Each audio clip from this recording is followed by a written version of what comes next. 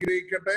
മുന്നോട്ടുള്ള സമയം കർത്താവിന്റെ വചനത്തിനായി വേർതിരിച്ചുകൊണ്ട് നമുക്ക് പ്രാർത്ഥിക്കാം. നിങ്ങളെ അതിനായി വചനം പറയാനായി ക്ഷണിക്കുന്നു. എത്ര സമയം വരെയാ? എത്ര മണി വരെയാ? ഒരു 8:30, 8:35 വരെ പറയാം. കേൾക്കുന്നില്ല ശരിക്കും. ഇച്ചിരൂടെ മൈക്ക് അത് ഇച്ചിരൂടെ അടുത്ത് വെക്കാം. കർത്താവിന്റെ ശ്രേഷ്ഠമുള്ള നാമം ഇന്ന് രാത്രിയിൽ വാഴ്ത്തപ്പെടുമാറാകട്ടെ. परमेश्वर का श्रेष्ठ नाम आज रात को महिमा मिलने पाए. ഇന്ന് രാത്രിയിൽ നിങ്ങളോടൊപ്പം ഈ മീറ്റിംഗിലായിരിക്കുവാൻ സർവശക്തനായ ദൈവം എനിക്ക് തന്ന അവസരത്തിനായി ഞാൻ ദൈവത്തെ സ്തുതിക്കുന്നു. आज रात को आप लोगों के साथ होने के लिए प्रभु ने मेरे जीवन में दिया सुर अवसर के लिए मैं प्रभु को धन्यवाद करता हूं. ഇന്ന് രാത്രിയിൽ നമ്മൾ ഇവിടെ ആയിരിക്കുമ്പോൾ അല്പനിമിഷത്തെ ചിന്തയ്ക്ക് വേണ്ടി आज रात को हम लोग एक साथ थोड़ी देर की वचन की बनन के लिए 2 കൊരിന്ത്യർക്ക് എഴുതിയ ലേഖനം 5-ാം അധ്യായം അതിന്റെ 17-ാം വാക്യം നമുക്കൊന്ന് दूसरा कोरिन्थी 5 का 17 वचन पढ़ेंगे.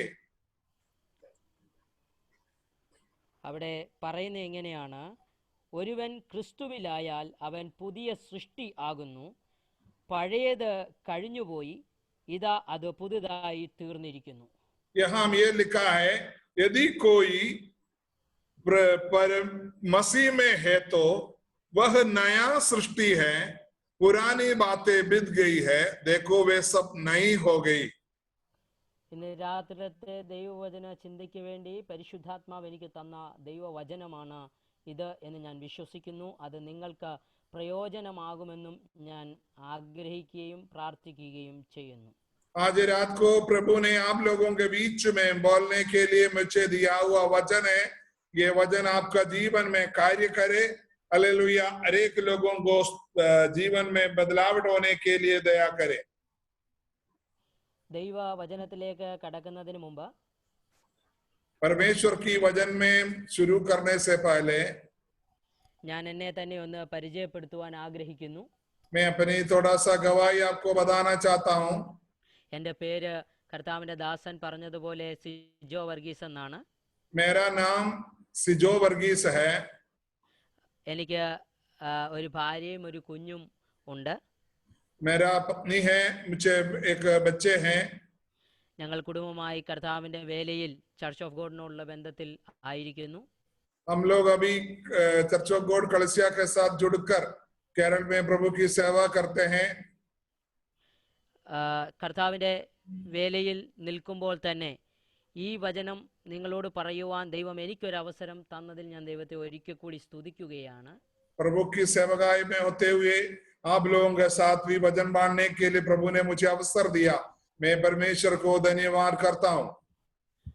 ഇന്ന് രാത്രിയിൽ ഈ ദൈവവചനം ശുശ്രൂഷിച്ചുകൊണ്ടിരിക്കുമ്പോൾ ഇത് കേൾക്കുന്ന കർത്താവിന്റെ ദാസൻ കുടുംബം, आज रात को ये वचन सेवकाई करते वक्त प्रभु का दास और परिवार, അതുപോലെ തന്നെ ഇത് കേട്ടുകൊണ്ടിരിക്കുന്ന എല്ലാ ദൈവമക്കൾക്കും, ये भजन सुनने वाला हर एक प्रभु का दास दासियां, എല്ലാവർക്കും യേശു ക്രിസ്തുവിന്റെ നാമത്തിൽ ആദ്യമായി എൻ്റെ സ്നേഹ വന്ദനം അറിയിക്കുന്നു. हर एक व्यक्तियों को प्रभु यीशु मसीह की पवित्र नाम में मैं धन्यवाद करता हूँ. ഇന്ന് രാത്രിയിൽ നമ്മൾ എടുക്കപ്പെട്ട ദൈവവചനം 2 കൊരിന്ത്യർ 5-ാം അധ്യായം 17-ാം വാക്യമാണല്ലോ. आज हमने जो बोलने के लिए निकाला हुआ वचन है 2 कोरिन्थी 5 का 17.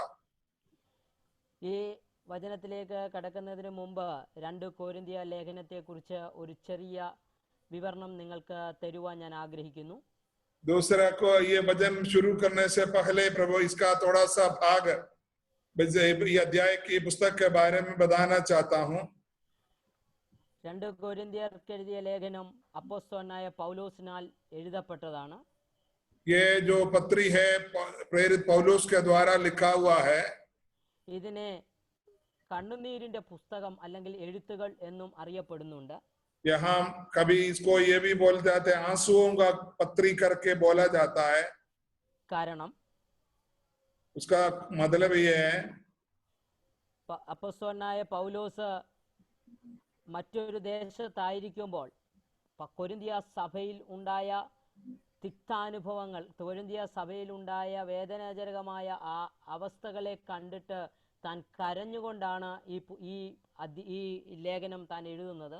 प्रेरित पौलुस के द्वारा बनाया हुआ कोरिन्थी कलीसिया वो वहां से जाने के बाद दूसरी देश में रहकर वहां कोरिन्थी सभा में हुआ हरेक कमी गड्डियों को हरेक बातों को उन्होंने जानने के बाद उससे प्रभु के सामने रोते हुए आंसू बहाते हुए पत्री लिखा है.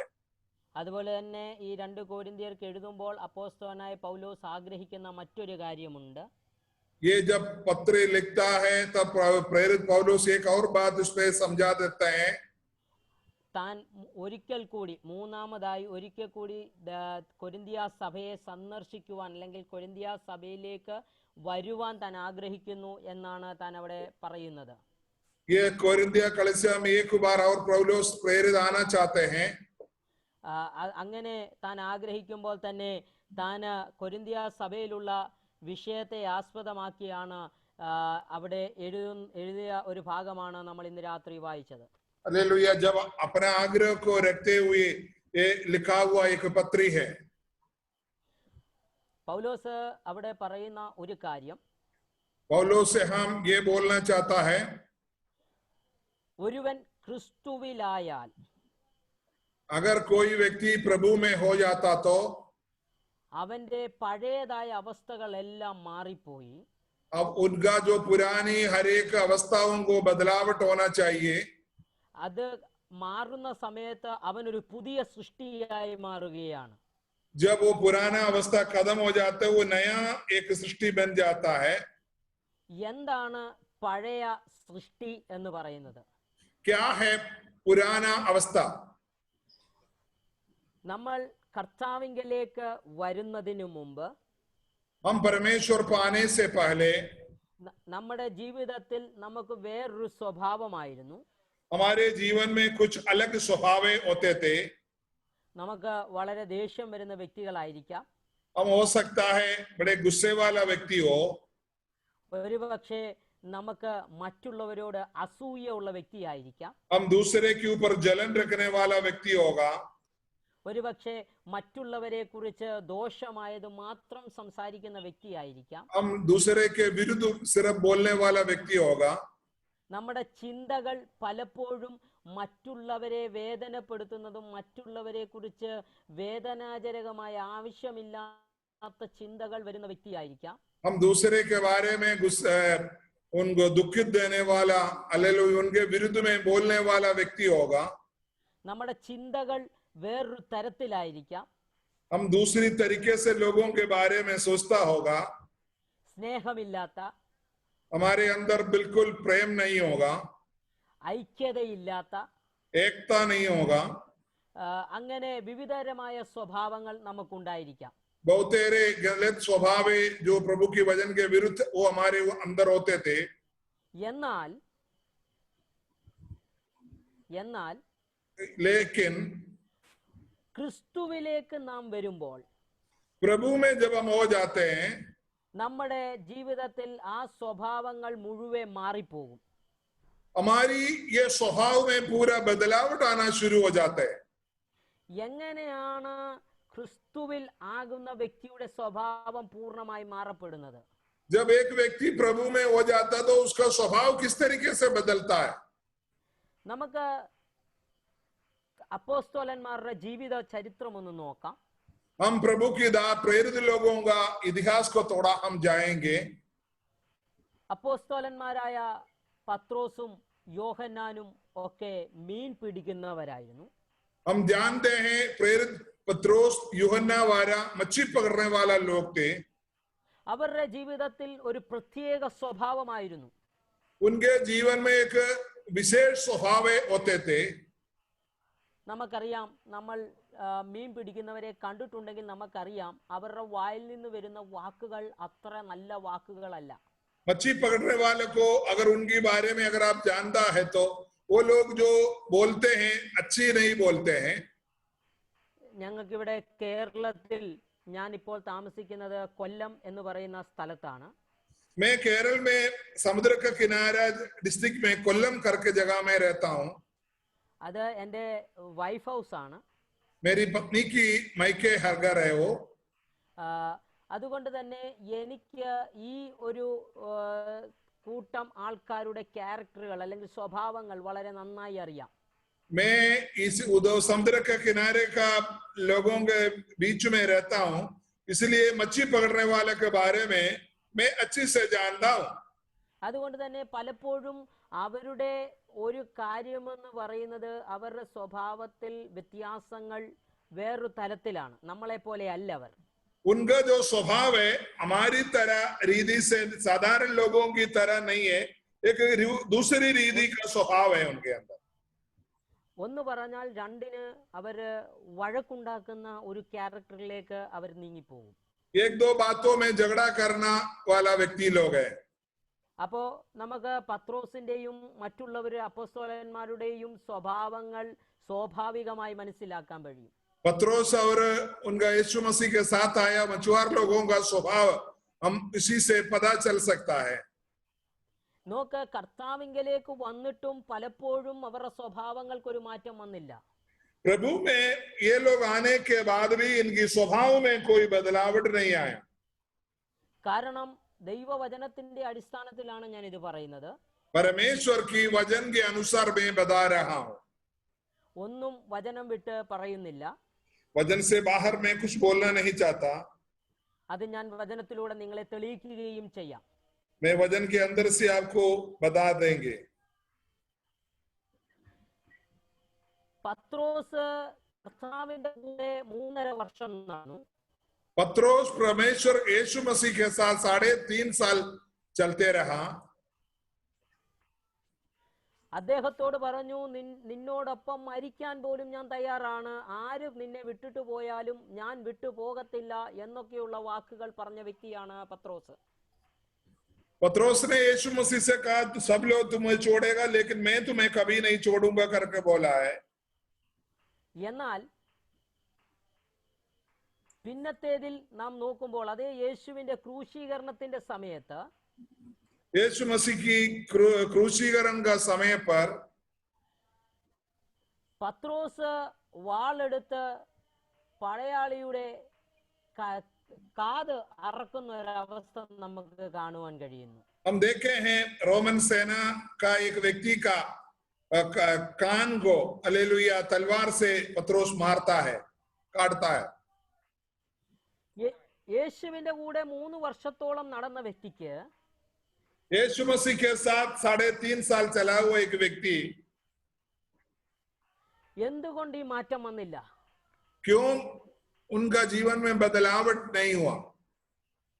അത് മാത്രമല്ല, सिर्फ वो नहीं, യേശു ക്രിസ്തു മരിച്ച് ഉയർത്തെഴുന്നേറ്റതിനു ശേഷം यीशु मसीह मरकर जी उठने के बाद മർക്കോസിന്റെ മാളിക മുറിയിൽ 120 പേരോടൊപ്പം നിന്ന് ശക്തമായി ശുശ്രൂഷിച്ച പത്രോസ്, मरकोस का भवन में खड़ा होकर 120 लोगों के साथ खड़ा होकर सेवकाई किया हुआ प्रेरित पत्रोस, അപ്പോസ്തല പ്രവർത്തികളുടെ പുസ്തകം 10-ാം അധ്യായത്തിലേക്ക് വരുമ്പോൾ प्रेरितों का किताब 10वां अध्याय में जब आते हैं, അപ്പോസ്തലനായ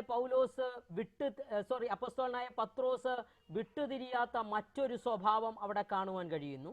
पत्रोस का कुछ और स्वभाव है हम वहां देख सकते हैं. തന്നിലുള്ള ഒരു ജാതി സ്പിരിറ്റ്, हालेलुया, अपने अंदर जो छुआछू का एक हालेलुया आत्मा वहां प्रकट होते हैं. ദൈവം ഒരു ദർശനം തന്നെ കാണിക്കുകയാണ്. परमेश्वर उनको एक दर्शन दिखा रहा है. ആ ദർശനത്തിനകത്ത് കർത്താവ് പറയുന്ന ഒരു കാര്യമുണ്ട്, നീ ഇന്നത് ചെയ്യണം എന്ന് കർത്താവ് പറയുന്നു. प्रभु उनको बोलते हैं इस तरीके से तुम कार्य करो करके बोलता है. എന്നാൽ പത്രോസ് പറയുകയാണ്, ഇല്ല, ഞാൻ ചെയ്യത്തില്ല, കാരണം ഞാൻ ഒരു യഹൂദനാണ്. पत्रोस उस समय परमेश्वर को जवाब देता है, मैं ऐसी कार्य नहीं करता क्योंकि मैं यहूदी हूं. കാരണം ഒരു യഹൂദന് ചെയ്യണ്ടാത്ത കാര്യമാണ് ദൈവം തന്നോട് ചെയ്യാൻ പറയുന്നത്. तब यहूदी जो नहीं कर सकता ऐसा काम परमेश्वर पत्रोस से कह रहा है। അപ്പോൾ ദൈവം തന്നോട് പറയുന്ന ഒരു ഉത്തരം നമുക്ക് അവിടെ സ്പഷ്ടമായിട്ട് കാണുവാൻ കഴിയും. वहां प्रभु ने उनको बोला हुआ एक जवाब हम वहां देख सकता है। ഞാൻ ശുദ്ധീകരിച്ചതിനെ നീ എന്തിനാണ് അശുദ്ധമെന്ന് പറയുന്നത്? जो मैंने जो शुद्ध किया है, शुद्ध ठहरा है, उसे तुम अशुद्ध मत कहो। പലപ്പോഴും നമ്മുടെ ജീവിതത്തിലും പത്രോസിനെ പോലെയുള്ള സ്വഭാവങ്ങൾ ഇല്ലേ? हमारे जीवन में भी पत्रोस की तरह स्वभाव बहुतेरे बार होते हैं। പലപ്പോഴും നമ്മൾ മറ്റുള്ളവരെ കാണുന്ന കണ്ണ് ഏത് രീതിയിലുള്ളതാണ്? हम लोग दूसरे को देखने वाला आंख किस तरीके से है? മറ്റുള്ളവരിൽ നമ്മൾ എപ്പോഴും കുറവുകൾ കാണുന്ന വ്യക്തികളാണോ? दूसरे लोगों में हम अपनी कमी घटियां जरूर देखता है। നമ്മൾ അവരുടെ കുറവുകൾ മാത്രം കണ്ടുകൊണ്ടിരിക്കുന്ന വ്യക്തിയാണോ? हम सिर्फ उन्हीं का ही कमी घटी देखते रहता है क्या? എങ്കിൽ ഇന്ന് രാത്രിയിൽ ഞാൻ നിങ്ങളോട് പറയുന്നു, നിങ്ങൾ ഒരു പുതിയ സൃഷ്ടി ഇതുവരെയും ആയിട്ടില്ല. अगर ऐसा स्वभाव आपके अंदर है तो परमेश्वर ने वचन में जैसे बोला ऐसा सृष्टि आप बना नहीं। കാരണം അങ്ങനെ ഒരു സൃഷ്ടിയായ വ്യക്തിക്ക് ഒരിക്കലും മറ്റുള്ളവരിലുള്ള കുറവുകൾ കാണുവാനുള്ള സമയം ഇല്ല. अगर आप नया सृष्टि है तो दूसरे का कमी घटी, दूसरे की बातों के ऊपर ज्यादा ध्यान नहीं देता। കാരണം സ്വന്തം ജീവിതത്തിൽ എന്ത് കുറവുകൾ ഉണ്ടെന്ന് ഓരോ ദിവസവും പരിശോധിച്ച് അതിനനുസരിച്ച് ജീവിതം മുമ്പോട്ട് കൊണ്ടുപോകുന്ന വ്യക്തിക്ക് മാത്രമേ ഒരു പുതിയ സൃഷ്ടിയായി എന്ന് പറയാൻ അത്യാവശ്യമെങ്കിലും കഴിയത്തുള്ളൂ. जब तक वो व्यक्ति अपने आप को जांचते हुए, अपने कमी घटी को समझते हुए अपना जीवन को प्रभु की ओर और नजदीक करते हैं, वही व्यक्ति नया सृष्टि बनता है। ക്രിസ്തുവിൽ ആകുന്നവന്റെ പ്രത്യേകത എന്ന് പറയുന്നത് അവന്റെ സ്വഭാവത്തിൽ പൂർണ്ണമായ ഒരു മാറ്റമാണ്. जो व्यक्ति प्रभु में होता है, मैं मसीह हूं करके कहता है, तो उनकी स्वभाव में बहुत बड़ा बदलावट होते हैं। അങ്ങനെയുള്ളവരെയാണ് ഇന്നത്തെ കാലത്ത് നല്ല അന്നത്തെ കാലത്തും ക്രിസ്ത്യാനി എന്ന് വിളിക്കപ്പെടുവാൻ യോഗ്യനായിരിക്കുന്നത്. हालेलुया। परमेश्वर की वचन के अनुसार मसीह करके अगर वो व्यक्ति अपने आप को बोलना चाहता है तो उस तरीके का परमेश्वर की वचन के अंदर मन परिवर्तन का स्वभाव होना चाहिए। ഞാനും നിങ്ങളുടെ കർത്താവിന്റെ ദാസനും ഒക്കെ ഒരുമിച്ച് ഒരു പള്ളിയിൽ എൻ്റെ കുഞ്ഞുനാളിൽ, അന്നും അദ്ദേഹം എന്നെക്കാളും പ്രായത്തിന് മൂത്തതാണ്, ഞാനും അദ്ദേഹവും ഒരുമിച്ച് ഒരു പള്ളിയിൽ ആരാധിച്ചിട്ടുള്ള ഒരു വ്യക്തിയാണ്.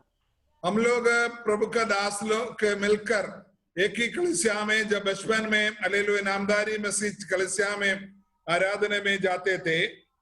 അന്നും ഞാൻ പറയുന്നത് എൻ്റെ പേര് ക്രിസ്ത്യാനി എന്നായിരുന്നു.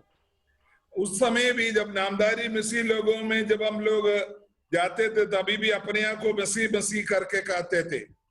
കാരണം ഞങ്ങൾ വിചാരിച്ചത് പള്ളിയിൽ പോകുന്നവനാണ് ക്രിസ്ത്യാനി എന്നായിരുന്നു.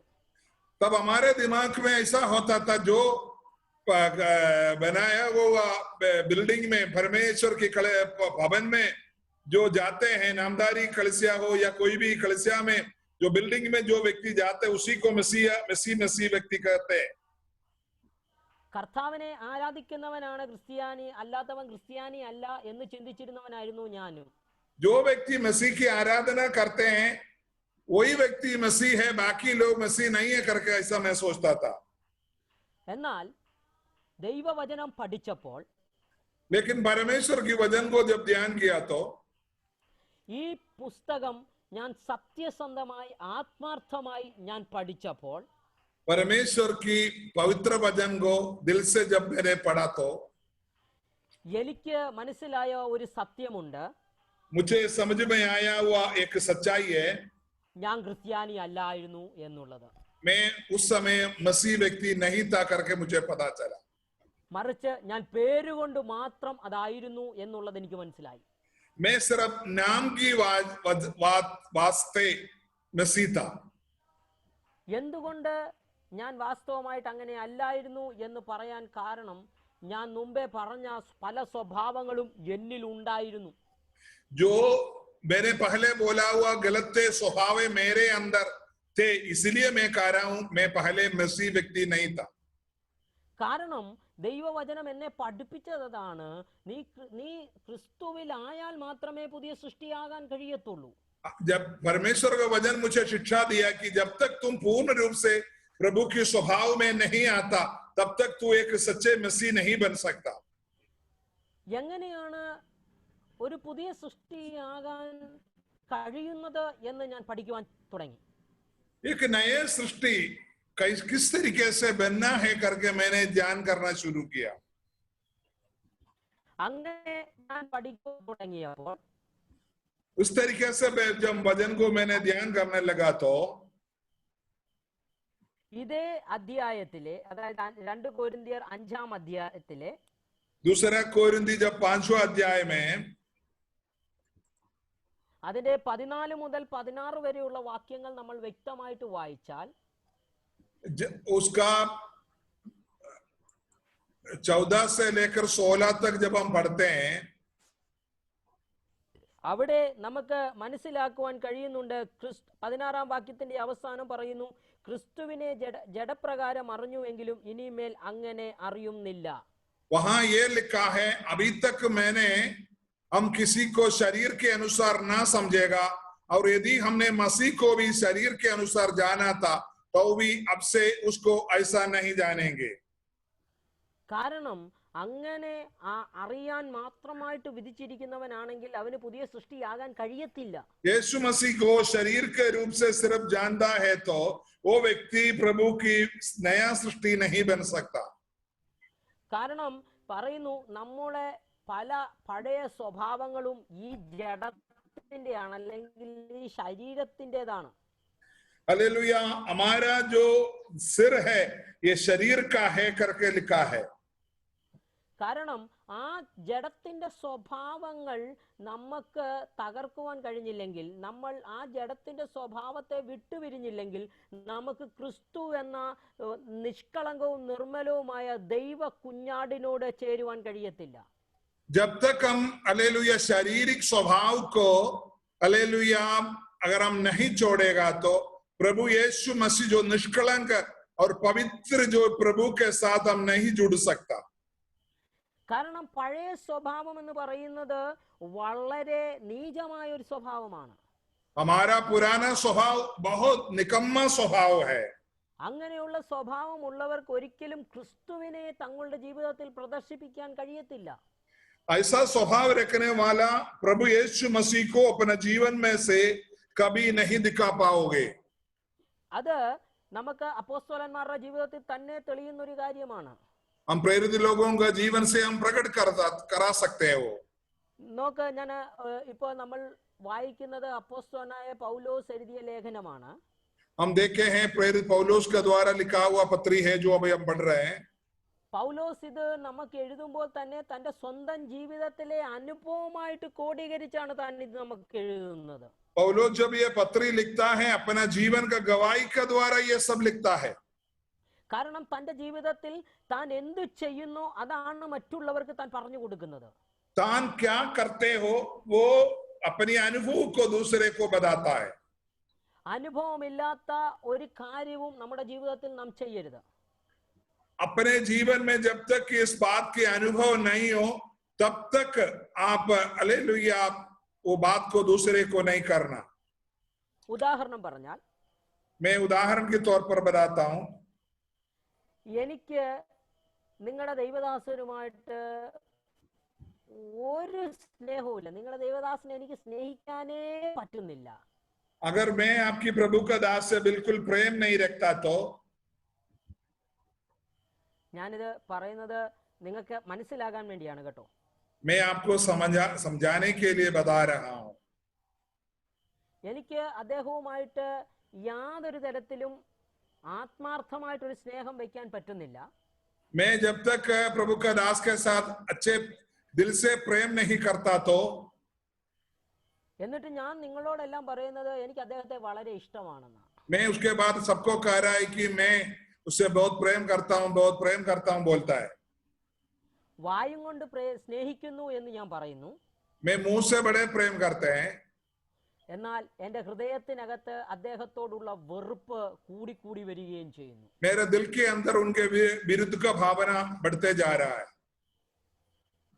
എൻ്റെ ചിന്തയൊന്ന്, പ്രവൃത്തി വേറൊന്ന്. मेरा इच्छा कुछ है, कार्य कुछ और है. അങ്ങനെയുള്ള വ്യക്തിക്ക് സ്നേഹിക്കാൻ പറ്റും എന്ന് പറയരുത്. ऐसी व्यक्ति को कभी प्रेम नहीं कर सकता हो. സത്യസന്ധമായി ആത്മാർത്ഥമായി ഹൃദയത്തിൽ നിന്ന് നിനക്ക് സ്നേഹം എന്ന വികാരം പ്രകടിപ്പിക്കാൻ കഴിയുമെങ്കിൽ മാത്രമേ നീ അത് പറയാവൂ. जब तक आप दिल से किसी व्यक्ति से प्रेम नहीं करेगा तब तक उसको आप प्रेम नहीं कर सकते, प्रेम करके नहीं कह सकते. ഇതാണ് പുതിയ സൃഷ്ടിയും പഴയ സൃഷ്ടിയും തമ്മിലുള്ള വ്യത്യാസം. यही है पुराना सृष्टि और नया सृष्टि का अंदर. മറ്റൊരു ഉദാഹരണം ലോകപ്രകാരമായി നിങ്ങൾക്ക് തെളിയിച്ചു തരുവാൻ ആഗ്രഹിക്കുന്നു. एक और उदाहरण मैं दुनिया की रीति से बताना चाहता हूँ. നമ്മളെല്ലാവരും പാമ്പിനെ കണ്ടിട്ടുണ്ടല്ലോ. हम सब सांप को, सर्प को देखा है.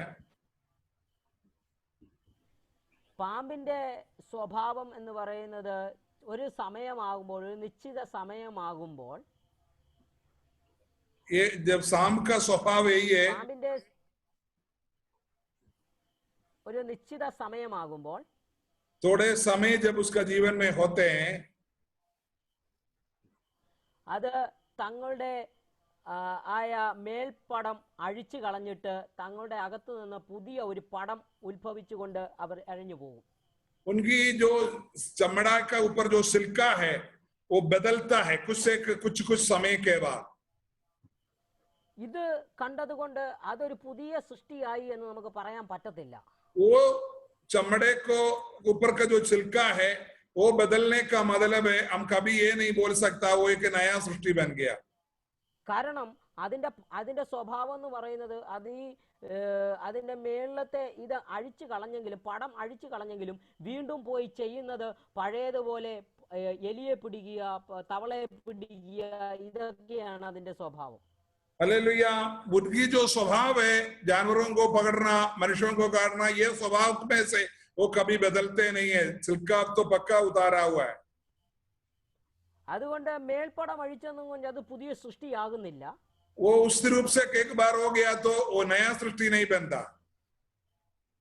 അതുകൊണ്ട് തന്നെ നമുക്ക് പറയുവാൻ, ഞാൻ ഇന്ന് രാത്രി പറയാം, നമ്മുടെ പഴയ മനുഷ്യനെ നാം മുഴുവനായി ഒഴിഞ്ഞു മാറ്റി കളഞ്ഞില്ലെങ്കിൽ നമുക്ക് ഒരിക്കലും പുതിയ സൃഷ്ടി എന്ന് പറയുവാൻ നമുക്ക് കഴിയത്തില്ല. जब तक हमारी अंदर से पुराना मनुष्यत्व को हम बदले छोड़ेगा नहीं, तब तक हम नया सृष्टि है करके नहीं अपने आप को बोल सकता. പുതിയ സൃഷ്ടിയാകാതെ ആരുടെയും മുമ്പിൽ നമുക്കൊരു മാതൃക കാണിക്കുവാൻ കഴിയത്തില്ല. जब तक आप नया सृष्टि नहीं बनता तब तक आप एक नमूना के तौर पर प्रभु की गवाही नहीं बन सकता. നമുക്ക് അപ്പോസ്തലനായ പൗലോസിലേക്ക് നമുക്ക് മടങ്ങി വരാം. प्रेरित पौलुस की ओर हम मोड़ के आए. അപ്പോസ്തല പ്രവൃത്തികളുടെ പുസ്തകം 8-ാം അധ്യായവും 9-ാം അധ്യായവും നമ്മൾ വായിക്കുമ്പോൾ, जब प्रेरितों का काम 8 और 9 अध्याय जब पढ़ते हैं, പൗലോസിന്റെ പഴയ രൂപം എന്തായിരുന്നു, സ്വഭാവം എന്തായിരുന്നു എന്ന് വളരെ വ്യക്തമായി നമുക്ക് അവിടെ കാണുവാൻ കഴിയും. पौलुस का जो स्वभाव क्या क्या था करके वहां हम देख सकते हैं.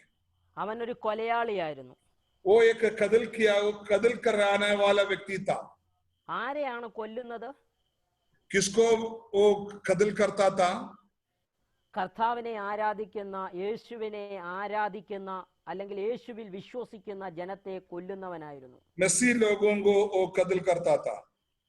അങ്ങനെയുള്ള വിശ്വാസത്തെ മാത്രമല്ല, ആ ഒരു സഭയെ പോലും അവൻ പൂർണ്ണമായി നശിപ്പിക്കുവാൻ വേണ്ടി അധികാര പത്രവുമായിട്ട് ഇറങ്ങിത്തിരിച്ചൊരു മനുഷ്യനായിരുന്നു. वो सिर्फ व्यक्तियों को खत्म करना नहीं, कलिसिया को भी तोड़ने की चक्कर में रहते थे. എന്നാൽ 9-ാം അധ്യായത്തിൽ ദൈവം അവനെ തൊട്ട് കഴിഞ്ഞപ്പോൾ, जब 9वां अध्याय में जब प्रभु ने उसको छू लिया, तब ശൗൽ എന്ന് പറയുന്ന മനുഷ്യന്റെ സ്വഭാവം മാത്രമല്ല, അവന്റെ പേര് മാറിയതുപോലെ അവന്റെ സ്വഭാവം പോലും മാറിപ്പോയി. पौलुस सिर्फ व्यक्तिगत रूप से मन परिवर्तन अकेला नहीं, अपना नाम भी वजन में बदला हुआ हम देख सकते हैं. ശൗൽ എന്ന് പറയുന്ന മനുഷ്യൻ പൗലോസായി മാറി.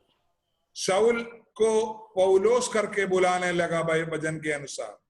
ആ പൗലോസിനെ പോലെ പേര് പോലെ തന്നെയുള്ള മാറ്റം അവന്റെ ജീവിതത്തിലും വരാൻ തുടങ്ങി. वो नाम की तरह उनको हालेलुया उनका जीवन में भी बदलाव आना शुरू हो गया. അപ്പോസ്തല പ്രവൃത്തികളുടെ പുസ്തകം 22-ാം അധ്യായം 1 മുതലുള്ള വാക്യങ്ങൾ വായിക്കുമ്പോഴും, जब प्रेरितों का काम 22वां अध्याय जब हम 1 से पढ़ते हैं, അതുപോലെ തന്നെ ഫിലിപ്പിയ ലേഖനം 3-ാം അധ്യായം 4 മുതൽ 6 വരെയുള്ള വാക്യങ്ങൾ വായിക്കുമ്പോൾ, फिलिपियों का पत्री 3 अध्याय 3 से जब हम पढ़ते हैं, നമുക്ക് മനസ്സിലാകുവാൻ കഴിയുന്ന ഒരു കാര്യം, अब हम ऐसा समझ सकते हैं, പൗലോസ് നേരിട്ട് പറയുന്നു, എന്റെ അനുഭവ സാക്ഷ്യം ഇതാണ്. पौलोस अपनी गवाहियों को वहां खुद लिखा हुआ है. പൗലോസ് പറയുന്നു, ഞാൻ ഇങ്ങനെയുള്ള സ്വഭാവക്കാരനായിരുന്നു. वो बोलता है मैं ऐसा गलत स्वभावों को रखा हुआ व्यक्ति था. ഞാൻ സഭയെ മുടിക്കാൻ വേണ്ടി, തകർക്കാൻ വേണ്ടി ഇറങ്ങി തിരിച്ച മനുഷ്യനായിരുന്നു. मैं वहां लिखा है प्रेरितों का काम 22:4 में, मैंने पुरुष और स्त्री दोनों को बांध कर बंदीगृह में डालकर इस बंद को यहाँ तक सताया कि उन्हें मरवा भी डाला. ഞാൻ അങ്ങനെ അധികാരമുള്ള ഒരു മനുഷ്യനായിരുന്നു. मैं ऐसा कार्यों को अधिकार से करने वाला व्यक्ति था. അതിന് പൗലോസിന് ഒത്തിരി കാരണങ്ങളുണ്ട്. पौलोस उस तरीके से बोलने के लिए बहुत कारण उनके अंदर था. കാരണം തന്റെ പഴയ മനുഷ്യനായ ശൗല്, जो अपने अंदर जो पुराना मनुष्यत्व जो शाऊल है, അവൻ സാധാരണക്കാരനായിരുന്നില്ല. वो साधारण व्यक्ति नहीं था. അവൻ റോമ പൗരത്വമുള്ളവനായിരുന്നു. वो रोमन राज्य का अपना नागरिकता रखा हुआ व्यक्ति था. അന്നത്തെ കാലത്തെ കുറഞ്ഞത് 2 കപ്പലിന്റെ ഉടമസ്ഥനായിരുന്നു ശൗല്. इतिहास के अनुसार देखेगा तो 2 बड़े जहाज का मालिक था पौलोस. ഇന്നത്തെ വിദ്യാഭ്യാസ സമ്പന്നത അനുസരിച്ച് അന്നത്തെ കുറഞ്ഞത് 2 PhD എങ്കിലും ഉള്ള ഒരു മനുഷ്യനായിരുന്നു ശൗല്. आज का एजुकेशन के अनुसार देखेगा तो 2 PhD 2 डॉक्टरेट रखा हुआ व्यक्ति था पौलोस. അത് മാത്രമല്ല, അറിയപ്പെടുന്ന ഒരു വലിയ ബിസിനസ്സുകാരനായിരുന്നു ശൗല്. बहुत जाना पहचाना हुआ एक व्यापारी भी था पौलोस. അതിനേക്കാൾ ഉപരിയായി പൗലോസ് എന്ന് പറയുന്ന മനുഷ്യനെ ശൗലായിരിക്കുമ്പോൾ പുകഴുവാനുള്ള ഒരു കാരണം കൂടെ ഉണ്ട്. उनके जीवन में हालेलुया जब शाऊल करके नाम में रहता था, उनको बड़ाई का एक और भी बातें होते थे. അത് ഇതാണ് ഗമാലിയേൽ എന്ന് പറയുന്ന അന്നത്തെ കാലത്തെ ഏറ്റവും വലിയ ഇൻസ്റ്റിറ്റ്യൂഷനായ ഗമാലിയേൽ ഇൻസ്റ്റിറ്റ്യൂഷനിലെ ആ ഗമാലിയേലിന്റെ ഏറ്റവും പ്രധാനപ്പെട്ട ശിഷ്യന്മാരിൽ ഏറ്റവും പ്രധാനിയായിരുന്നു ശൗല്. उसके बारे में प्रेरितों का काम 22:3 में लिखा, मैं तो यहूदी मनुष्य हूँ जो गिलिकिया के तरसूस के जन्मा, परंतु इस नगर में गमालियल की पांवों के पास बैठकर पढ़ाया गया और बाप दादों की व्यवस्था की ठीक रीति पर सिखाया गया और परमेश्वर के लिए ऐसा धुन लगाया था जैसे तुम सब आज लगाए हो. പൗലോസ് പറയുന്ന ഒരു കാര്യമുണ്ട്, ഞാൻ അന്ന് അങ്ങനെയായിരുന്നു. पौलोस बोलते उस समय में उस तरीके से सोचते थे. അതുകൊണ്ട് ഞാൻ പഴയ മനുഷ്യനായിരുന്നു, എന്നാൽ ഇപ്പോൾ ഞാൻ ഒരു പുതിയ സൃഷ്ടിയാണ്. अभी पौलोस कहता है उस समय में एक पुराना व्यक्ति था, उस समाज की रीति से सोच व्यक्त करते थे, लेकिन अभी मैं एक नया व्यक्ति हूँ. അതിനെന്തുവാണ് തെളിവ് എന്ന് നിങ്ങൾ എന്നോട് ചോദിച്ചാൽ, उसके लिए क्या है सबूत जो बाइबल में लिखा है? പൗലോസ് നേരിട്ട് പറയുന്ന ഒരു അനുഭവമുണ്ട്. पौलोस अपने आप को कहने वाला एक अनुभव है वचन के अंदर. 2 കൊരിന്ത്യർക്ക് എഴുതിയ ലേഖനം 11-ാം അധ്യായം അതിന്റെ 25 മുതലുള്ള വാക്യങ്ങൾ നമ്മൾ വായിച്ചാൽ, दूसरा कोरिन्थी 11:5 से जब हम पढ़ते हैं, ഞാൻ ഒന്നു കുറയാതെ 40 വട്ടം അടികൊണ്ടു.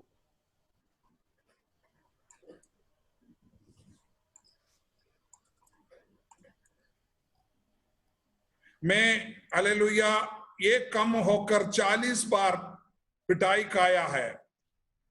അങ്ങനെ താഴോട്ട് വായിക്കുമ്പോൾ 25 മുതലുള്ള വാക്യങ്ങൾ താഴോട്ട് വായിക്കുമ്പോൾ जब 25वां अध्याय 25वां वचन तक जब हम पढ़ते हैं, നമുക്ക് കാണുവാൻ കഴിയുന്നു പൗലോസ് അനുഭവിച്ച തിക്ത അനുഭവങ്ങളെ കുറിച്ച്. 5 बार मैंने यहूदियों के हाथ से 39 कोड़े खाए, 3 बार मैंने बैंते खाई, 1 बार पथराव किया गया, 3 बार जहाज जिन पर मैं चढ़ा था टूट गया, 1 रात दिन में मैंने समुद्र में काटा, मैं बार बार यात्राओं में, नदियों में, जोखियों में, डाकुओं के जोखियों में, अपने जाति वालों से जोखियों में, अन्य जाति से जोखियों में, नगरों में जोखिमों में, जंगल के जोखिमों में, समुद्र के जोखिमों में, झूठे भाइयों के बीच जोखियों में, परिश्रम और कष्ट में, बार बार जागते रहने में, भूख प्यासा में, बार बार उपवास करने में, जाड़े में उखाड़े रहने में, और बातों में छोड़कर जिनका वर्णन में नहीं करता, सब कलिसियाओं की चिंता प्रतिदिन मुझे दबाती है। നോക്ക്, താൻ പറയുന്ന ഒരു വലിയ അനുഭവമാണ്. പഴയ മനുഷ്യനായ ശൗലായിരുന്നെങ്കിൽ താൻ ഇതൊന്നും ചെയ്യത്തില്ലായിരുന്നു. കാരണം ഇതിൽ ഒരടി തന്റെ ദേഹത്ത് വീണാൽ 50 അടി തിരിച്ചു കൊടുക്കാൻ പ്രാപ്തിയുള്ളവനായിരുന്നു ശൗൽ എന്ന് പറയുന്ന മനുഷ്യൻ. पौलुस अगर पुराना व्यक्ति होता तो एक पिटाई के बदले में और बहुत बड़े पिटाई वापस देने का ताकत रखने वाला व्यक्ति था। उनके जीवन में बदलावट हुआ, तभी वो हालेलुया इस तरीके का गवाही वो बता पा रहा है। കാരണം പുതിയ സൃഷ്ടിയായവന് പഴയ സൃഷ്ടിയുടെ സ്വഭാവം കാണിക്കാൻ കഴിയത്തില്ല. जो व्यक्ति नए सृष्टि बन जाते हैं, उनको पुराना सृष्टि की स्वभावों को, पुरानी मनुष्यत्व को नहीं दिखा पाता है। ഞാൻ നിങ്ങളോട് ഇന്ന് രാത്രിയിൽ ഒരു ചോദ്യം ചോദിക്കട്ടെ. आज रात को मैं आपसे एक सवाल पूछना चाहता हूँ। ഈ ചോദ്യം നിങ്ങളുടെ ജീവിതത്തിൽ എപ്പോഴും നിങ്ങൾ കുറിച്ചിടണം. आज आप अपनी जीवन में ये सवाल अपने दिमाग में लिख कर रखना। 24 മണിക്കൂറും നമ്മൾ മറ്റുള്ളവരോട് ഇടപെടുമ്പോൾ ഈ ചോദ്യം നമ്മുടെ ഹൃദയത്തിൽ ഓരോ നിമിഷവും പൊങ്ങിക്കൊണ്ടിരിക്കണം. हम दूसरे लोगों के साथ वार्तालाप करते वक्त ये सवाल आपके अंदर याद आते रहना। ഞാൻ ഒരു പുതിയ സൃഷ്ടിയായോ? मैं एक नया व्यक्ति, नया सृष्टि बना क्या? അങ്ങനെ ആയിട്ടുണ്ടോ എന്ന് നമ്മളെ തന്നെ ഒരു ആത്മപരിശോധന ഓരോ സെക്കൻഡിലും ഓരോ ദിവസത്തിലും നാം നടത്തിക്കൊണ്ടിരിക്കണം. हम अपने आप को एक बार हर रोज, हर वक्त, हर पलक में एक बार हम अपना दिल से जांचते रहने पाए। കാരണം പുതിയ സൃഷ്ടിയായെങ്കിൽ നീ മറ്റുള്ളവരുടെ മുമ്പിൽ ക്രിസ്തുവിനെ ഉയർത്തുന്ന വ്യക്തിയാണ്. अगर आप नए सृष्टि है तो हमेशा प्रभु में यीशु मसीह को आपके द्वारा हालेलुया आप उनके बारे में, उनके राज्य के लिए इस्तेमाल होगा। എന്റെ ജീവിതത്തിൽ ഞാൻ അത് ഓരോ നിമിഷവും ഞാൻ ചിന്തിക്കുകയും ഞാൻ ഓരോ നിമിഷവും ശോധന ചെയ്യുകയും ഞാൻ മറ്റുള്ളവരോട് ഇടപെടുമ്പോൾ ഞാൻ സ്വയം ശോധന ചെയ്ത് അതിനനുസരിച്ച് ജീവിക്കാൻ ഞാൻ ഓരോ നിമിഷവും തയ്യാറായിക്കൊണ്ടിരിക്കുന്ന വ്യക്തിയാണ്. मैं अपना जीवन में हालेलुया इस तरीके से कार्यों को करने की कोशिश में हमेशा लगे रहते हैं। ഞാൻ പൂർണ്ണനായിട്ടില്ലെന്നും मैं, इसका मतलब नहीं है मैं एकदम सिद्ध बन गया। ഞാൻ ഇന്നും എന്നെ തന്നെ പൂർണ്ണനാക്കാൻ ഞാൻ ആഗ്രഹിക്കുകയാണ്. मैं हमेशा अपने आप को सिद्ध बनाने की कोशिश में रहता है। ഓരോ ദിവസവും രാത്രിയിൽ കിടക്കുന്നതിന് മുമ്പ് ഞാൻ എന്നെ തന്നെ ഒന്ന് ആത്മപരിശോധന ചെയ്യും. കർത്താവേ, ഇന്നു പകലിൽ എന്നിൽ നിന്ന് നിന്റെ സൃഷ്ടിയല്ലാത്ത സ്വഭാവം എന്തെങ്കിലും വന്നിട്ടുണ്ടോ? प्रभु जी, ये हर एक रात को मैं जब सोने से पहले परमेश्वर से चरणों में ये बातें करते, प्रभु जी आज का दिन में आपका सृष्टि के विरुद्ध में कोई भी बात मेरे जीवन में निकला है क्या? मैं अपने आप को रोज जांचते हैं। ഓരോ ദിവസവും ശോധന ചെയ്യുവാൻ നമ്മളെ തന്നെ നാം ഒരുക്കിക്കൊണ്ടിരിക്കണം. हर एक दिन को अपने आप को जांचने के लिए हम तैयार रखें। അങ്ങനെ ചെയ്യുന്ന വ്യക്തിക്ക് മറ്റുള്ളവരുടെ മുമ്പിൽ സ്വയം അവൻ താഴേണ്ടിയും വരത്തില്ല, മറ്റുള്ളവരുടെ മുമ്പിൽ കർത്താവിനെ ഉയർത്തുവാനും കഴിയും. हालेलुया। ऐसा जांचने वाला व्यक्ति को दूसरे के सामने निकम्मा ना बनना पड़ेगा, क्योंकि हालेलुया प्रभु का वजह से आप उनके सामने ऊंचे पदवी पड़ेगा। നമ്മൾ പറയുന്നു നമ്മൾ കർത്താവിനെ ആരാധിക്കുന്നവരാണ്. हम हमेशा बोलते हैं परमेश्वर की आराधना करते हैं, പക്ഷേ എന്നെങ്കിലും നമ്മളിൽ കർത്താവിന്റെ സ്വഭാവം വന്നിട്ടുണ്ടോ? कभी भी परमेश्वर का स्वभाव, प्रभु का स्वभाव हमारे अंदर हुआ है क्या? ഏതെങ്കിലും ഒരു സ്വഭാവം കർത്താവിൻ്റെത് നമ്മളിൽ ഇല്ലാത്തതുണ്ടെങ്കിൽ ഇന്ന് രാത്രിയിൽ നമ്മൾ ചിന്തിക്കണം, നമ്മളിൽ ആ കർത്താവിന്റെ സ്വഭാവം കടന്നു വരണം. हालेलुया। अगर ऐसा स्वभाव हमारे अंदर नहीं तो आज रात को हम अपने आप को बदलें। ഇന്ന് രാത്രിയിൽ കർത്താവിന്റെ വചനം നമ്മൾ ഓരോരുത്തരോടും, നിങ്ങളോട് മാത്രമല്ല എന്നോടും ഇന്ന് രാത്രി സംസാരിക്കുന്നത് നമ്മൾ ഒരു പുതിയ സൃഷ്ടിയായിക്കൊണ്ടിരിക്കണം. आज वचन बोलने वाला मुझे और सुनने वाला सभी को ये प्रभु बताना चाहता है, रोज हम आपका जीवन में बदलाव का स्वभाव होना जरूरी है। അങ്ങനെ ആഗ്രഹിക്കുന്ന എത്ര പേർ ഇന്ന് രാത്രിയിൽ ഈ ഓൺലൈൻ മീറ്റിംഗിലുണ്ട്? आज रात को ऐसा चाहने वाला कितने लोग ये ऑनलाइन मीटिंग में हैं? നിങ്ങളെ തന്നെ ഒന്ന് ദൈവസന്നിധിയിൽ സമർപ്പിച്ച് आज रात को आप अपने आप को प्रभु के चरणों में समर्पण कीजिए। നിങ്ങളെ തന്നെ ഒന്ന് ദൈവസന്നിധിയിൽ ഏൽപ്പിച്ച് ഇങ്ങനെ ദൈവത്തോട് പറ, आज आप अपने आप को प्रभु के सामने समर्पण करके इस तरीके से बताइए, കർത്താവേ, എൻ്റെ ജീവിതത്തിൽ ഞാനൊരു പുതിയ സൃഷ്ടിയായി എന്ന് ഇതുവരെയും എനിക്ക് ചിന്തിച്ച് എടുക്കുവാൻ കഴിഞ്ഞിട്ടില്ല. എന്നാൽ ഇനിയും മുതലുള്ള ദിവസങ്ങളിൽ ഞാനൊരു പുതിയ സൃഷ്ടിയായെന്ന് മറ്റുള്ളവർ എന്നെ കുറിച്ച് പറയേണ്ടതിന് അങ്ങ് എന്നെ സഹായിക്കണമേ. प्रभु जी, मैं एक नया सृष्टि के रूप पर कभी भी मेरे को एहसास नहीं हुआ, लेकिन पिताजी मेरे जीवन के द्वारा बाकी लोग जानने पाए, पिताजी मैं एक परमेश्वर का सृष्टि हूं करके, नया सृष्टि हूं करके मुझे दिखने पाए। അങ്ങനെയുള്ളവരെയാണ് ക്രിസ്ത്യാനി എന്ന് വിളിക്കപ്പെടുന്നത്. ऐसी लोगों को मसीह करके बोला जाता है। അങ്ങനെ അത് ഒരു സർട്ടിഫിക്കറ്റ് ആയിട്ട് നിനക്ക് ലോകത്തിൽ നിന്ന് കിട്ടുന്നതല്ല. ऐसा एक हालेलुया सर्टिफिकेट दुनिया देने वाला नहीं है। അങ്ങനെ ഒരു സർട്ടിഫിക്കറ്റ് ലോകം നിനക്ക് ഇങ്ങോട്ട് വന്നു തരുന്ന, നീ അങ്ങോട്ട് ചെന്ന് വാങ്ങിക്കേണ്ടതല്ല. हालेलुया।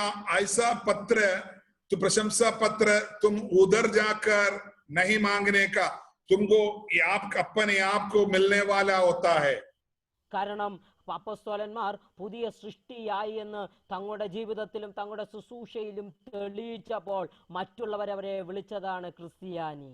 हालेलुया। जब प्रेरित लोग अपने जीवन में बदलावट लाए तो प्रभु की स्वभाव में जब जीने लगे तो दुनिया के लोग उनको बुलाया हुआ शब्द है मसीह करके। ഇന്ന് രാത്രിയിൽ ഞാൻ നിങ്ങളോട് ഒരിക്കൽ കൂടി അപേക്ഷിക്കുന്നു, അല്ലെങ്കിൽ നിങ്ങളോട് ഒരിക്കൽ കൂടി ഞാൻ നിങ്ങളോട് പറയുന്ന ഒരു ദൂത്, ഈ ദൂത് ഞാൻ നിങ്ങളിലേക്ക് വീണ്ടും വീണ്ടും കൈമാറുന്നു. പരിശുദ്ധാത്മാവ് എന്നോട് കൈമാറാൻ പറയുന്ന ആ ദൂത് വീണ്ടും ഞാൻ കൈമാറുന്നു. നിങ്ങൾ ആരെങ്കിലും ഇന്ന് രാത്രിയിൽ ഒരു സ്വഭാവത്തിന്റെ രൂപീകരണത്തിന് വേണ്ടി ആഗ്രഹിക്കുന്നെങ്കിൽ നിങ്ങളുടെ ഹൃദയത്തെ ദൈവസന്നിധിയിൽ ഒന്ന് സമർപ്പിക്കാം. आज रात को कोई भी व्यक्ति प्रभु के चरणों में अपने स्वभाव में बदलावट चाहता तो आप अपने आप को इसी समय वचन के सामने समर्पण करें। ഞാൻ ഒരു മിനിറ്റ് നിങ്ങൾക്ക് വേണ്ടി പ്രാർത്ഥിക്കുവാൻ मैं ആഗ്രഹിക്കുന്നു. एक बार आपके लिए प्रार्थना करना चाहता हूं। നമ്മുടെ കണ്ണുകളെ അടച്ച് ദൈവസന്നിധിയിൽ ഒന്ന് സമർപ്പിച്ചാട്ടെ. हम अपने आप को आंखें बंद करें, प्रभु के सामने समर्पण करें। ഇതാരെയും കാണിക്കുവാൻ വേണ്ടിയുള്ളതല്ല. ये दूसरे को दिखाने वाला चीज नहीं है। ഇത് നിങ്ങളെ തന്നെ ദൈവസന്നിധിയിൽ സമർപ്പിക്കുക. നിങ്ങൾ എടുക്കുന്ന തീരുമാനം ആത്മാർത്ഥമായിട്ടുള്ളതായിരിക്കണം. आप जो निर्णय लेता है बिल्कुल दिल से लीजिए। ഇത് ഹൃദയത്തിൽ നിന്ന് എടുക്കാത്ത തീരുമാനമല്ല, മറിച്ച് ആരെങ്കിലും ദൈവദാസന്മാരെ കാണിക്കാൻ വേണ്ടിയാണെങ്കിൽ അത് ചെയ്യരുത്. आप दिल से ना लेते हुए किसी को दिखाने के लिए ना लीजिए। കാരണം ദൈവസന്നിധിയിൽ നിങ്ങളുടെ ഹൃദയപരമായുള്ള തീരുമാനത്തെ ഇന്ന് രാത്രിയിൽ മാനിക്കുന്നവൻ നിങ്ങളുടെ അരികിൽ വന്ന് നിൽപ്പുണ്ട്. परमेश्वर आपकी निर्णय को हालेलुया हाँ करने वाला आपके पास बिल्कुल खड़े हैं। ഇപ്പോൾ ഈ നിമിഷം നിന്റെ അടുത്ത് ദൈവ സാന്നിധ്യം നിൽപ്പുണ്ട്. अभी बिल्कुल आपके करीब परमेश्वर को उपस्थिति है आपके पास। പരിശുദ്ധാത്മാവ് നിന്റെ തൊട്ടടുത്ത് നിൽപ്പുണ്ട്. पवित्र आत्मा का सामर्थ्य एकदम तुम्हारे पास है। ഞാൻ ഇന്ന് രാത്രിയിൽ ഈ വീഡിയോ കോൺഫറൻസിൽ എനിക്ക് എല്ലാവരെയും കാണത്തില്ലെങ്കിലും എൻ്റെ ഹൃദയത്തിനകത്ത് പരിശുദ്ധാത്മാവിന്റെ വലിയ ചലനം ഞാൻ അനുഭവിച്ചറിഞ്ഞുകൊണ്ടിരിക്കുകയാണ്. मैं यहाँ बैठकर हालेलुया सभी को नहीं देख पा रहा, लेकिन पवित्र आत्मा का एक बहुत बड़ा उपस्थिति को आप लोगों के बीच में मैं महसूस कर रहा हूँ. അതുകൊണ്ട് തന്നെ പരിശുദ്ധാത്മാവ് എന്നോട് സംസാരിക്കുന്നു, ഇന്ന് രാത്രിയിൽ ഈ വചനം കേട്ട ആരിലോ ഒരു പുതിയ സൃഷ്ടിയുടെ അനുഭവത്തിലേക്ക് വരുവാൻ ആരോ ആഗ്രഹിക്കുന്നു, അവർക്ക് വേണ്ടി പ്രാർത്ഥിക്കുവാൻ. परमेश्वर मुझे अगुवाई कर रहा है इस मीटिंग को, वचन को सुनने वाला कुछ लोग प्रभु की आत्मा में एक नया सृष्टि के रूप पर अपने आप को बदलना चाहता है. उन लोगों के लिए प्रार्थना करने के लिए प्रभु मुझे प्रेरणा दे रहा है. എൻ്റെ ശുശ്രൂഷയുടെ ജീവിതത്തിലെ ആദ്യത്തെ അനുഭവമാണ് മറ്റൊരാൾക്ക് വേണ്ടി പ്രാർത്ഥിക്കുവാൻ, പരസ്യമായിട്ട് അല്ലെങ്കിൽ ഇങ്ങനെ നേരിട്ട് പ്രാർത്ഥിക്കുവാൻ ദൈവത്തിന്റെ ആത്മാവ് എന്നോട് സംസാരിക്കുന്നത്. मेरी जीवन में पहली बार है परमेश्वर की आत्मा मुझे कह रहा है हालेलुया किसी दूसरे को प्रचार के बीच में हालेलुया प्रार्थना करने का अनुभव पहली बार है. ഇന്ന് രാത്രി ഞാൻ നിങ്ങൾക്ക് വേണ്ടി പ്രാർത്ഥിക്കാൻ പോവുകയാണ്. आज रात को मैं आपके लिए प्रार्थना करना चाहता हूँ. ഏത് വ്യക്തിയാണെന്ന് എനിക്കറിയത്തില്ല, कौन है को कहाँ है मैं नहीं जानता, നിങ്ങൾ എവിടെ ഇരിക്കുന്നു, എങ്ങനെ ഏത് അവസ്ഥയിലായിരിക്കുന്നു എന്ന് എനിക്കറിയത്തില്ല. आप किस अवस्था में हैं, कैसे हैं मैं नहीं जानता. എന്നാൽ ഇന്ന് രാത്രി ഞാൻ ആത്മാവിൽ നിങ്ങൾക്ക് വേണ്ടി പ്രാർത്ഥിക്കാൻ പോവുകയാണ്. मैं आत्मा में आपसे आपके लिए प्रार्थना करना चाहता हूँ. നമുക്കെല്ലാവർക്കും കണ്ണുകളെ അടച്ച വ്യക്തികൾക്ക് വേണ്ടി ഒന്ന് പ്രാർത്ഥിക്കാം. हम लोग मिलकर हालेलुया एक दूसरे के लिए प्रार्थना करेंगे. ഇന്ന് രാത്രി പ്രാർത്ഥനയുടെ ശുശ്രൂഷ എന്ന് പറയുന്നത് ഐക്യതയുടെ ശുശ്രൂഷയാണ്. प्रार्थना का सेवकाई का मतलब एकता का सेवकाई है. അത് ഐക്യതയില്ലാതെ അവൻ ചെയ്യുവാൻ കഴിയുന്ന ഒരു ശുശ്രൂഷയല്ല. एकता जब तक हमारे अंदर नहीं है वो सेवकाई को नहीं कर सकता. അതുകൊണ്ട് തന്നെ ഞാൻ പ്രാർത്ഥിക്കുമ്പോൾ തന്നെ നിങ്ങളും ഒരുവർക്ക് വേണ്ടി പ്രാർത്ഥിക്കട്ടെ. हालेलुया जब हम प्रार्थना में यहाँ से करते रहते आप एक दूसरे के लिए प्रार्थना कीजिए. എല്ലാവരും കണ്ണുകളെ അടച്ചാട്ടെ. हर एक व्यक्ति अपनी आंखों को बंद करें.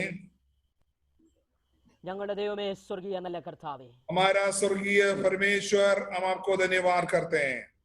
കർത്താവേ, ഇന്ന് രാത്രിയിൽ തങ്ങളെ തന്നെ പുതിയ സൃഷ്ടിപ്പിലേക്ക് കടത്തുവാൻ ആഗ്രഹിക്കുന്ന पिताजी आज अपने आप को जांच कर एक नया सृष्टि का रूप पर समर्पण करने वाला हर एक व्यक्तियों के लिए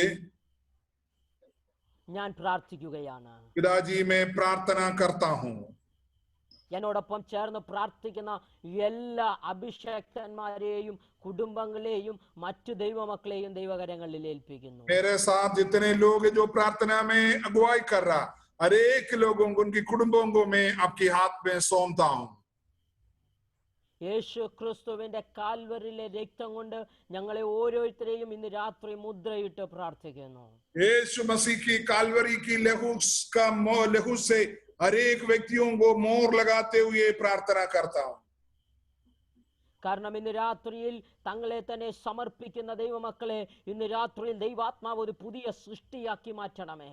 पिताजी जो लोग अपने आप को समर्पण किया है वचन के सामने उस व्यक्तियों को एक नया सृष्टि के रूप पर खड़ा कीजिए. पिताजी आगे വരുന്ന ദിവസം അങ്ങയുടെ ദാസനെ വിളിക്കുമ്പോഴൊക്കെ ആമേൻ അവരിൽ ചിലരെ കുറിച്ച് മറ്റുള്ളവർ നല്ല അനുഭവത്തിന്റെ സാക്ഷ്യം പറഞ്ഞു എന്ന് കേൾക്കുവാൻ आगे दिनों में उनके जीवन से एक अच्छे गवाही को सुनने के लिए मौका दीजिए. पिताजी അങ്ങനെ സ്വർഗം ഞങ്ങളെ സഹായിക്കണമേ. पिताजी इस रीति से परमेश्वर की आत्मा हमारी जीवन में सहायता कीजिए. അത് അങ്ങയുടെ നാമത്തെ ഉയർത്തുന്ന അങ്ങയുടെ നാമത്തെ മഹത്വപ്പെടുത്തുന്നതായി തീരട്ടെ. पिताजी वो आपकी नाम की महिमा के लिए होना पाए. ഇന്ന് രാത്രിയിൽ ഇവിടെ ദൈവവചനം കേട്ട എല്ലാ ദൈവമക്കളെയും ദൈവകരങ്ങളിൽ ഏൽപ്പിക്കുന്നു.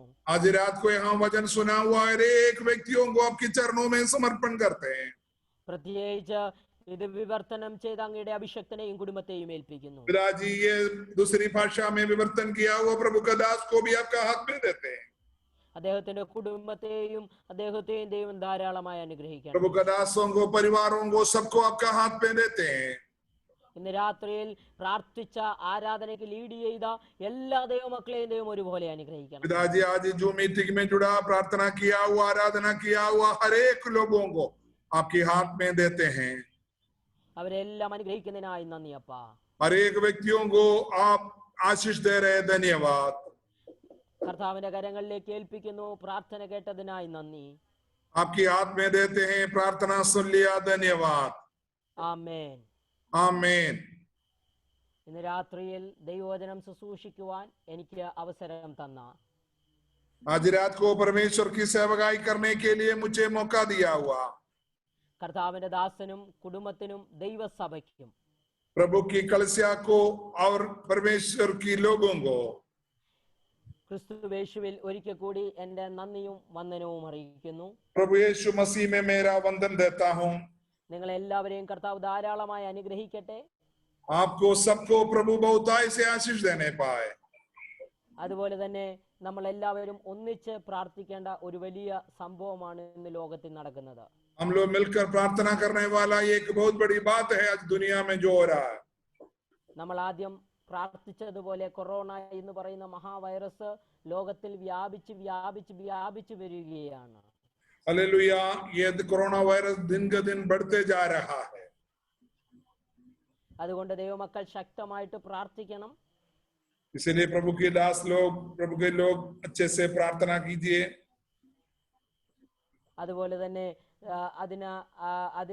അതിന് എതിരായി പ്രാർത്ഥിക്കുമ്പോൾ, അത് തകരുവാൻ വേണ്ടി പ്രാർത്ഥിക്കുമ്പോൾ തന്നെ ആരാധനയ്ക്കുള്ള സംവിധാനങ്ങളും ദൈവം തുറക്കേണ്ടതിന് വേണ്ടി ദൈവസന്നിധിയിൽ പ്രാർത്ഥിക്കണം. कलीसिया दोबारा प्रारंभ होने के लिए सब लोग प्रार्थना कीजिएगा।